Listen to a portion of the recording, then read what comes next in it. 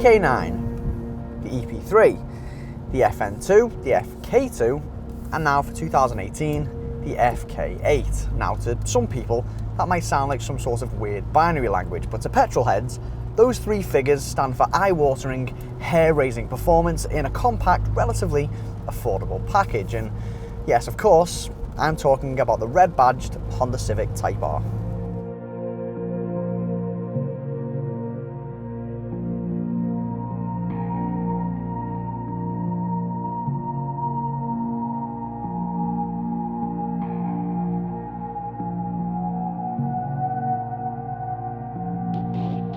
But before we get to grips with the new Type R on the road, let's just put things in context first.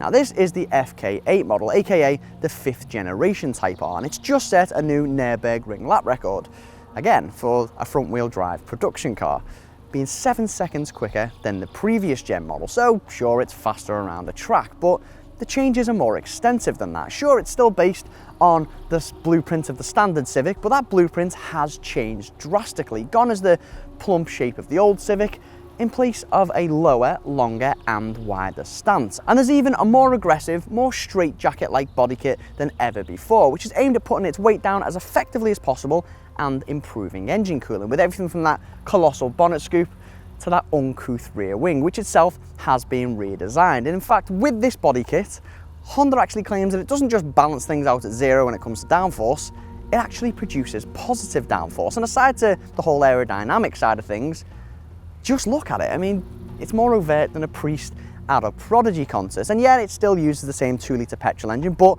there has been a boost in power. It's also got a new suspension setup and there are new driving modes. So there's plenty to talk about, but don't forget, although this is a front-wheel drive hot hatch, it still goes up against all-wheel drive hot hatch competition from the likes of Ford and Volkswagen. So let's see what Honda's got for us.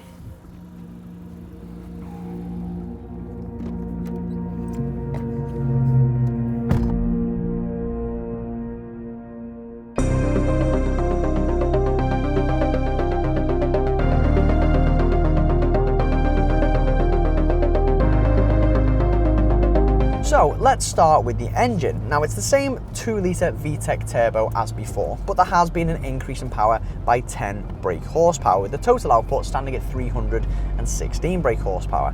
And Honda has achieved this increase in power through a combination of exhaust and engine cooling.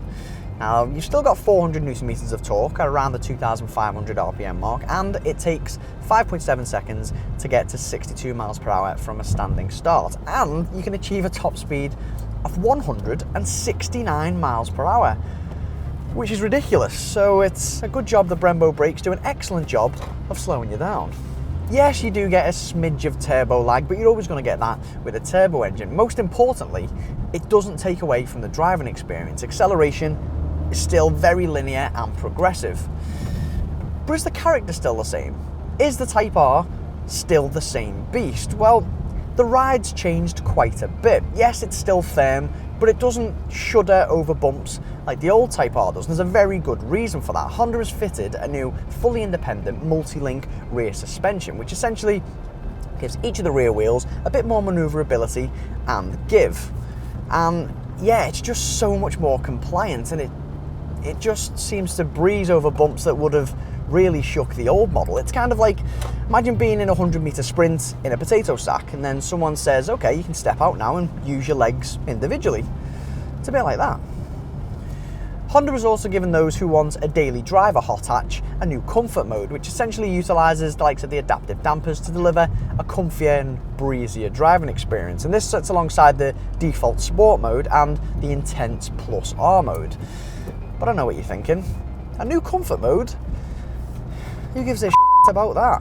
Let's do some track driving.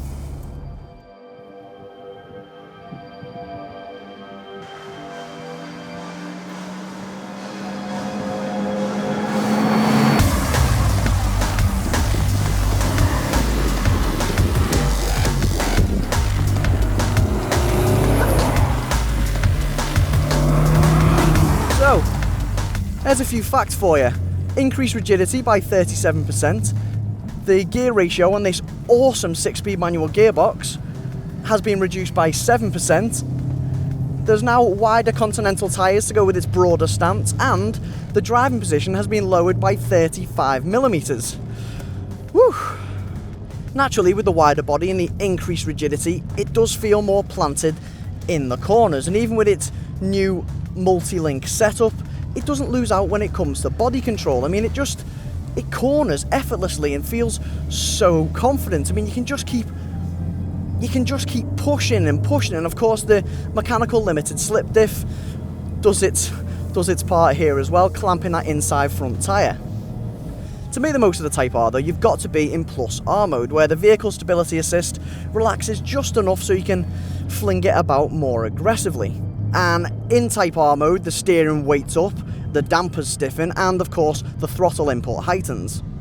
The new rev-matching auto-blip system is excellent for catapulting your way out of bends as well. I mean, sure, if you prefer to do heel-toe shifting, that's fair enough, you can turn this system off. But it's nice to have the option. I mean, it gives you more confidence, especially when driving on track. This goes nicely with the new variable rate steering, which essentially requires you to turn the steering wheel less in tight bends.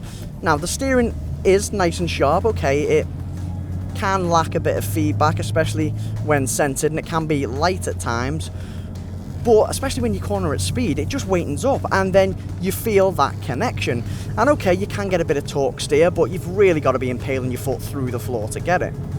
Now, they always say hot hatches are drivers' cars, and you know what? The Type R makes you feel like one of those drivers. A getaway driver.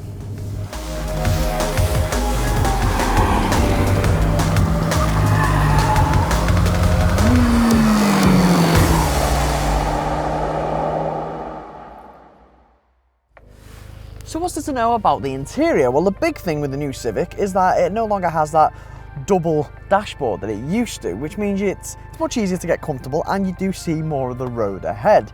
Apart from that, the only question is GT or not GT. You see, there's the standard Type R model, and then you've got the GT model, which for an additional £2,000 gives you added safety features like blind spot monitoring, cross traffic assist, and you also get some luxury features like a built-in Garmin sat-nav and wireless phone charging. But for more information on the likes of kit and practicality of the Civic, then you can watch our standard review. Now, if you want to get your hands on a new Type R, it's going to cost you £31,000 or £33,000 if you go for the GT pack. Now, the bottom line with the new Type R is it's comfier than ever before, which means it'll be easy to live with. And yet, Honda has managed to improve its mad bohemian character. Now, that combination hardly ever works, yet Honda has managed to pull it off somehow. And I mean, for a new generation of hot hatch, can you really ask for any more?